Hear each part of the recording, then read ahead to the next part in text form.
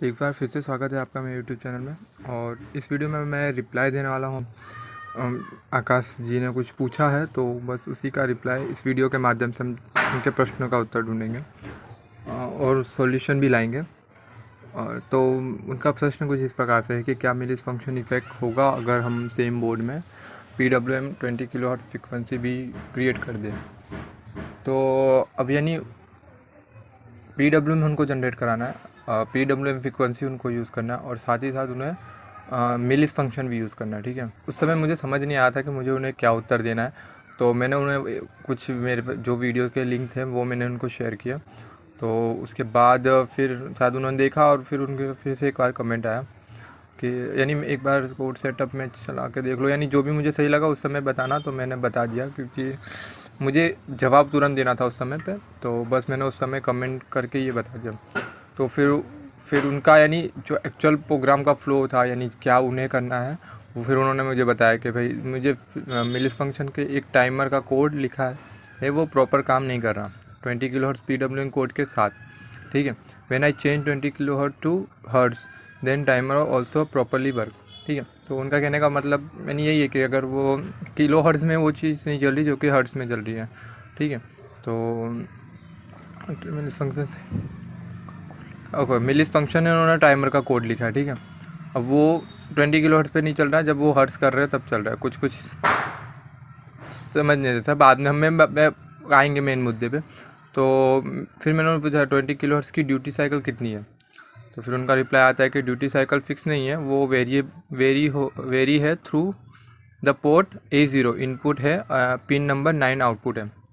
ठीक है, अब उनका कहने का मतलब यही है कि उनका प्रोग्राम का क्या है कि 20 किलोहर्ट्ज़ की फ्रिक्वेंसी होनी चाहिए, PWM चेंज होना चाहिए उसका, यानी पल्स विद मॉड्यूलेशन। और A0 यानी जो कि ADC हम एनालॉग रीड है, जिस पिन पे हम एनालॉग रीड कराते हैं, तो वो पिन पे अगर पोर्ट के थ्रू हम PWM फ्रिक्वेंसी सेट करनी हो तो हम वो पोर्ट के थ्रू कर सकें। ठीक है, इस प्रकार का उनका प्रोग्राम है जहाँ तक मुझे समझ आ रहा है। तो बस उनके इस फ्लो को समझ के मैं अब आर्डिनो में कोड लिखने वाला हूँ।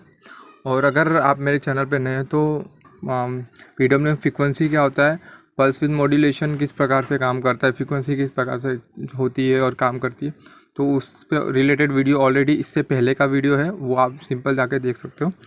तो बाकी की चीज़ें अब स्टार्ट करते फिर।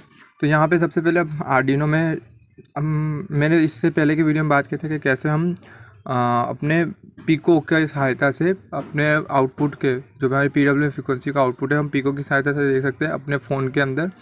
तो वो जो है ऑलरेडी वो वीडियो बन चुका है, तो आप उसे देख लो तो आपको थोड़ी और आसानी मिल जाएगी इस चीज़ को समझने में। ठीक है, तो यहाँ पे उनका कहने का मतलब है कि PWM फ्रिक्वेंसी, अब यहाँ पे एक चीज़ मैंने पिन नंबर 9 को नहीं, पिन नंबर 6 को एज आउटपुट यूज़ किया, A0 का एज ए इनपुट, जो कि हमारा ADC सेट PWM फ्रिक्वेंसी को सेट करने के लिए हम यहाँ पे ADC देंगे। और साथ ही साथ हमने 5 और ग्राउंड से आउटपुट निकाला है, जो कि हमें ADC देने के लिए, यानी हमें 10K के पोटेंशियोमीटर को VCC और ग्राउंड देने के लिए वो चीज़ हमने यहाँ पे 10K को दे रखी है। तो डायग्राम कुछ इस प्रकार से, क्योंकि जब मैं जंपर्स यूज़ करूँगा आर्डिनो बोर्ड वगैरह कनेक्शन पे, वहाँ चीज़ें इतनी इजीली दिखेगी नहीं, तो इसे देख लो और वो कनेक्शन आप समझ जाओगे। ठीक है, तो यहाँ पे कुछ PWM के प्री डिफाइंड फंक्शन के बारे में जान लेते हैं। तो सबसे पहले इनिट टाइमर्स, आप इस टाइमर का यूज़ करोगे तो इनिशियलाइज ऑल टाइमर्स। तो यहाँ पे क्या होगा, सारे टाइमर आपके इनिशियलाइज हो जाएंगे, क्योंकि हमें ये नहीं करना है, हमें तो फ्रीक्वेंसी जनरेट करना है। तो यहाँ पे हम सेकंड टाइमर है, सेकंड जो फंक्शन है उसका यूज़ करेंगे, इनिट टाइमर सेफ। इसमें क्या होगा, सेम एज इनिट टाइमर्स है, यानी इनिट टाइमर्स के हिसाब से ये, but expect timer 0 is not initialise. तो बाकी जो भी हमारा टाइमर्स है वो होगा एक्टिव।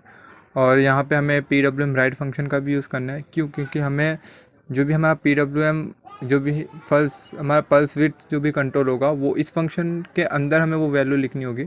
यहाँ पे हमें देना होगा जो भी हमारा पिन है वो पिन नंबर, और सेकंड हमें बताना होगा कि जो भी हमें वैल्यू जो भी इसकी सेट करनी है पल्स विड्थ की, वो वैल्यू हमें यहाँ पे लिखनी है। फिर सेट पिन फ्रीक्वेंसी, और उसमें क्या होगा, और ये set the pin frequency in her return the bull for success, यानी यहाँ पे अगर आप एक बुलियन यूज़ करते हो, फंक्शन का रिटर्न क्या होगा, वो बुलियन टाइप का होगा, ठीक है, यानी वो ट्रू होगा या 1 होगा। जैसे अगर ये जनरेट हो जाता तो आपको 0 और 1 में भी देगा। तो यहाँ इस फंक्शन से आपको क्या करना है, अपने दो चीज़ पैरामीटर है इसके, पहले तो आपको पिन नंबर दे देना है, और दूसरा आपको आपकी जो भी जितना भी आपको फ्रीक्वेंसी वैल्यू जो भी जनरेट करानी, कितने हर्ट्ज़ आपको जनरेट करवाने, वो वैल्यू यहाँ पे दे देना है, ठीक है। तो वो हमारा 20 किलो हर्ट्ज़ है, तो वो पिन नंबर और फ्रीक्वेंसी हम दोनों यहाँ पे लिख देंगे। ओके, तो आगे बढ़ते हैं, आते हैं अपने आर्डिनो प्रोग्रामिंग में। तो यहाँ पे सबसे पहले हम लिखेंगे #include pwm.h, ठीक है। init32_t, ये क्या है, ये कौन सा डेटा टाइप है? आप अगर एक्चुअल में मेल शुरुआत के समय में मेनली भी ये चीज़ कंफ्यूजिंग थी कि ये चीज़ होता क्या, बट सिंपल है कि यहाँ पे होता क्या कि जब आपके पास आपका जो भी कंपाइलर है, जो भी आपका आर्डिनो है, ठीक है, उसके लिए कुछ डेटा टाइप की वैल्यू दे रखी है। जैसे यहाँ पे इंट होता है, तो इंट के लिए 2 बाइट सिलेक्ट है, यानी 16 बिट है आपके डेटा की कैपेसिटी, यानी इंट के लिए। पर यहाँ पे अगर मुझे वही चीज़ बढ़ानी हो तो उसके लिए मैं क्या करूँगा, दो अलग अलग इंटीजर बनाऊँगा नहीं। तो यहाँ पे मैं क्या सिंपल लिखता हूँ कि int32_t, ठीक है। उससे क्या होगा कि अब जो भी डेटा टाइप होगा वो 32 बीट का होगा, यानी बाइट के अगर उससे देखा जाए तो वो 4 बाइट का होगा, और बीट के नज़रिए से देखा जाए तो वो 32 बीट का होगा, ठीक है। यहाँ पे बता देता है हमने फ्रीक्वेंसी 20,000, और यहाँ पे इंट पोर्ट लिखते हैं। अब पोर्ट क्यों यूज़ करने वाला हूँ, जैसे कि हमारे अब कमेंट में उन्होंने बताया था कि A0 उनका ऐसे इनपुट रहेगा कि जितना PWM में सेट करना है, तो पोर्ट इक्वल A0। अब सेटअप के अंदर आते हैं, मैंने बताया था मुख्य 3 फंक्शन का यूज़ करेंगे, इनिट, टाइमर, सेव, ठीक है। इस फंक्शन को चला दो आप, जिससे क्या होगा, टाइमर 0 इनिशियलाइज नहीं होगा, यानी सारे टाइमर्स इनिशियलाइज नहीं होंगे, ठीक है। और सेट फ्रीक्वेंसी सेव, ठीक है। अब यहाँ पे आपको क्या बनाना है कि पहला क्या है कि पहला तो आपको पिन नंबर बता देना। तो यहाँ पे सॉरी मैं पिन नंबर 9 ही यूज़ कर रहा हूँ। ओके, मैंने डायग्राम में चीज़ें गलत बता दी, तो यहाँ पे पिन नंबर 9 पे से आउटपुट निकलेगा, और फ्रिक्वेंसी बता देनी मेरे को। अच्छा, यानी एज इट इज़ उनके हिसाब से कि भाई A0 से PWM में सेट करना है और 9 नंबर से फ्रिक्वेंसी आउटपुट लेना है। ओके, छोड़ो जाने दो, यानी 6 नंबर का जो भी हमने डायग्राम में देखा वो 9 नंबर पे कनेक्ट होगी, सिंपल, ठीक है। Set pin frequency safe 9 number pin और फ्रीक्वेंसी 9, ओके। वॉइड लूप पे आते हैं, और इंट PWM वैल्यू, ठीक है। तो यहाँ पे कर लेते हैं मैप फंक्शन के बारे में। मैप फंक्शन किस प्रकार से काम करता है, तो यहाँ पे आपको रेंज सेट करनी होती है, ठीक है। यहाँ पे जैसे हमने एनालॉग रीड पोर्ट लिखा, इससे क्या होगा, जो भी रीड होगा पोर्ट के थ्रू, वो वैल्यू जो है उसकी रेंज है 0 to 123। अब यहाँ पे क्या होता है कि जब भी आप पल्स विड्थ PWM वैल्यू जो देते हैं वो 0 to 25 के बीच की रहती है, ठीक है। और हमारी ADC की जो भी वैल्यू रीड होके आएगी वो 0 से 123 के बीच में होगी, ठीक है। तो अब 255 तक तो चलेगा जब ADC की वैल्यू पर, उससे जब ज़्यादा बढ़ती है तो भी वो फिक्स रहने वाला है, ठीक है।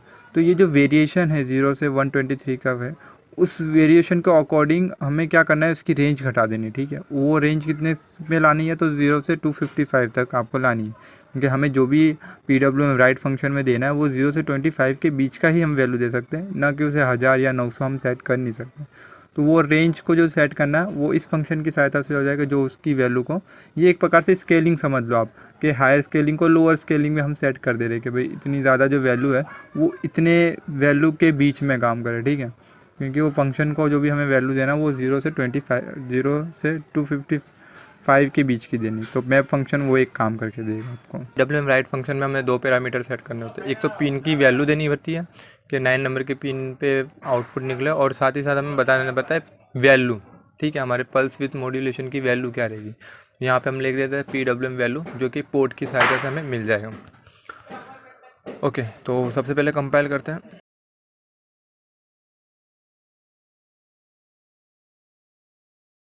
अपलोड करते हैं।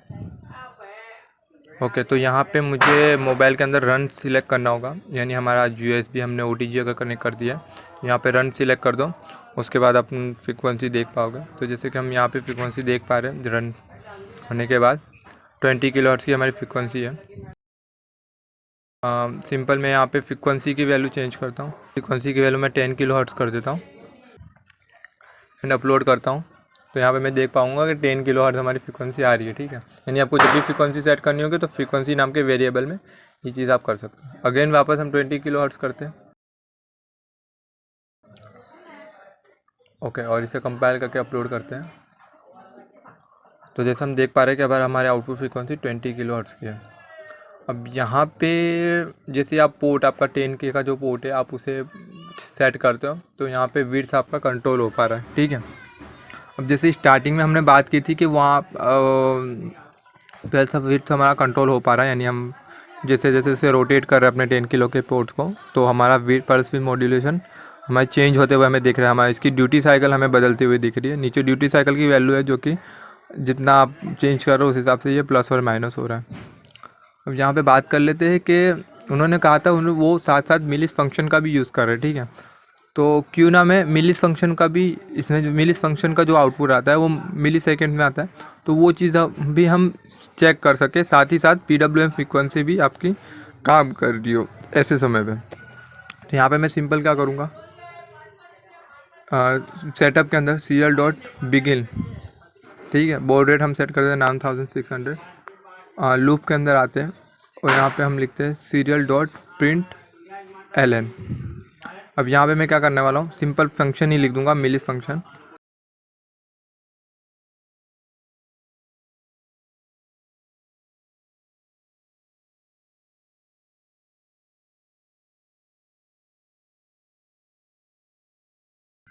ये काम हो गया, इसे कंपाइल करते हैं एंड अपलोड करते हैं अपने आर्डिनो में और सीरियल मॉनिटर ऑन करते हैं। तो यहाँ पे हमारा PWM फ्रीक्वेंसी आउटपुट भी आ रहा है और साथ ही साथ हमारे सीरियल डॉट प्रिंट लिखने से, मिलिस फंक्शन को चलाने से हमारी मिलिस फंक्शन की वैल्यू यहाँ पे सीरियल मॉनिटर पे लिख के आ रही है, ठीक है। ये दोनों चीज़ साथ ही काम कर रही है। यहाँ पे हमें PWM फ्रीक्वेंसी को भी देख पा रहे हैं हम। अब मैं इससे पोर्ट से इसकी वैल्यू को चेंज करूँगा तो ये वैल्यू चेंज भी हो रही है, ठीक है।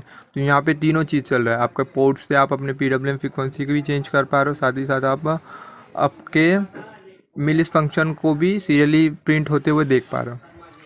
तो आकाश जी का प्रश्न का उत्तर कुछ इस प्रकार से, यानी उन्हें सीधा सीधा नहीं बट मैंने यहाँ पे PWM लाइब्रेरी की सहायता ली है, उनके यानी उनका जो भी प्रोग्राम है, उनका जो भी यानी जो भी कॉन्सेप्ट है उसे बताने के लिए। तो ओके, तो अब तक के लिए इतना ही, मिलते हैं नेक्स्ट वीडियो में, तब तक के लिए बाय बाय।